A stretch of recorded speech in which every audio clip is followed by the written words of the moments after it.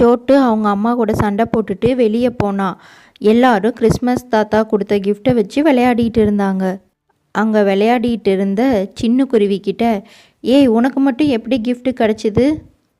Christmas தாத்தா தான் வந்து கொடுத்துட்டு போனார். அந்த தாத்தா எனக்கு மட்டும் கொடுக்காம உங்களுக்கு மட்டும் கொடுத்துட்டு போனாரா? எங்கே போனாருன்னு சொல்லு, நான் போய் அவரை பேசிக்கிறேன். இந்த வழியாக தான் போனார். நீங்கள் வேகமாக போனீங்கன்னா அவங்கள பிடிச்சிடலாம். காட்டில் எல்லாத்துக்கும் கிஃப்ட்டு சாக்லேட்டு கொடுத்துருக்காரு, எனக்கு மட்டும் கொடுக்கல. நான் போய் கேட்டு வாங்கிட்டு வரேன். சோட்டு மரத்துக்கு கீழே தூங்கிட்டு இருக்கிற கிறிஸ்மஸ் தாத்தா கிட்ட போய், எனக்கு மட்டும் ஏன் கிஃப்ட்டு கொடுக்கலன்னு கேட்டான். உனக்கு புது கிஃப்ட்டு தரேன்னு பக்கத்து காட்டில் இருக்கிற சிங்கத்தோட குகையில் கொண்டு போய் விட்டுட்டாரு. சோட்டும் அது சிங்கத்தோட குகைன்னு தெரியாமல் அங்கே இருக்க எல்லாத்தையுமே சாப்பிட்டு சந்தோஷமாக தூங்கிட்டு இருந்துச்சு. சிங்கம் வர சத்தத்தை கேட்டதும் கிறிஸ்மஸ் தாத்தா அங்கேருந்து போயிட்டாரு. சாப்பிட்டு சோட்டு நல்லா தூங்கிடுச்சு.